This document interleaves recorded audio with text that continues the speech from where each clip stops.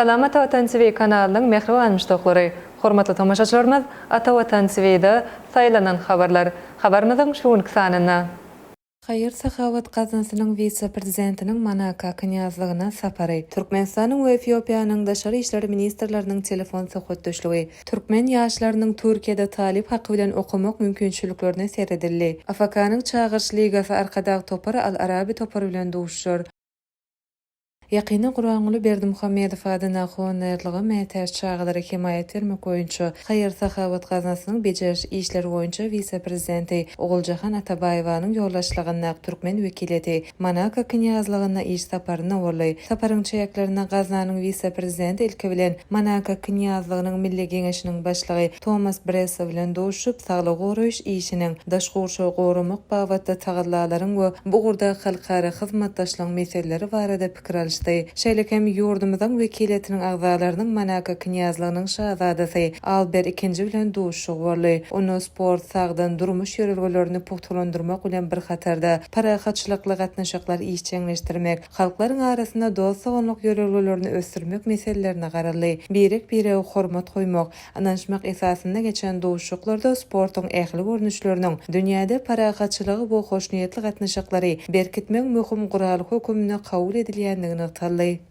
Türkmenistanyň daşary işleri ministri Raşid Meredow bilen Etiopiýa Federativ Demokratik Respublikasynyň daşary işleri ministri Gedeon Timoteewosyň arasynda telefon arkaly söhbetdeşlik boldy. Taraplar iki ýurduň arasynda syýasy, diplomatik, sowda, ykdysady we meden insanperwer urlarda hyzmatdaşlygy giňeltmek üçin mümkinçilikler aralyp maslahatlaşdylar. Döwlet tarapy gatnaşyklarynyň hukuk binýadyny giňeltmek barada pikir alýandylar. Iki ýurduň daşary işleri ministrlikleriniň arasynda ýygyderli dialog gurmagyň urdugyny aýratyn ünsberli we parlamentary hyzmatdaşlygyň geljegi hem aralyp maslahatlaşyldy. Ministrler halkara gurumlaryň, hususan Birleşen Milletler Guramasynyň çägine özara gatnaşyklaryň oňyn tejribesini bellediler. Daşary işleri ministrleri halkara parahatçylyk we ananşmak ýylynyň çägine Türkmenistana geçiriljek çäreleri Etiopiýanyň ýokary derejeli wekiletiniň gatnaşmagynyň mümkinçiligini aralyp maslahatlaşdylar.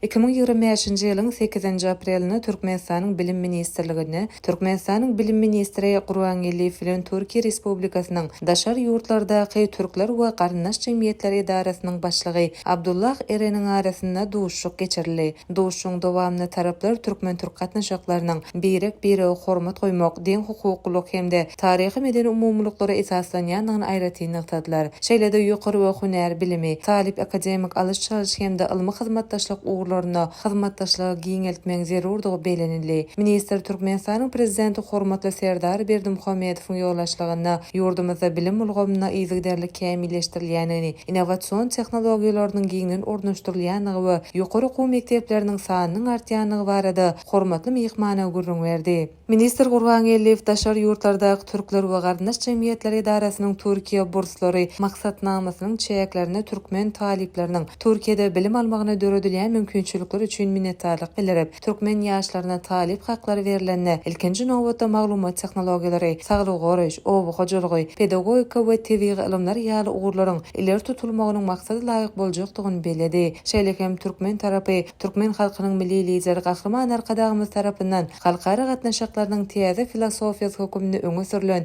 dialog parahatçylygyň kepili atly taglimaty Türkiýe dilli döwletleriň ýaşlarynyň arasynda giňden ýaýwanlandyrmak boýunça Türkiýe Respublikasynyň daşary ýurtlardaky türkler we garyndaş jemgyýetleri idarasy bilen bilelikde çäreleriň geçirilip bilinjekdigini aýratyn ünsü çekdi. Ýurdumyzyň çempionu arkadagy topary AFK-nyň çağırış ligasynyň ýarym finaliniň ilkinji duşugyny geçirer. Duşuk şu gün 9-njy aprelde Kuwait döwletinde geçiriler. Onu Kuwaitiň Al-Arabi topary bilen arkadagy toparlar duşur. Arkadagy topary AFK-nyň çağırış ligasynyň çeýrek finalyna Hindistanyň East Bengal toparynyň üstün çykdy. Iki duşukdan ibaret bolan ýarşda arkadagy topary mehmançylykda 1-0 hasabyna, öz meýdançasynda 2-1 hasabyna üstün çykdy. Ýarym finaliň birinji duşugy 9-njy aprelde, jogap duşugy bolsa 17-nji aprelde Türkmenistanda geçiriler. Ine mehriban müştaqlar, Ata Vatan TV'de saýlanan habarlar gepleşigimiziň şuň sanyna sizi ýetirmek isleýän habarlarymyz şurdan ibaret. Gepleşigimiziň indiki sanyna görüşýänçek, hoşta bolun.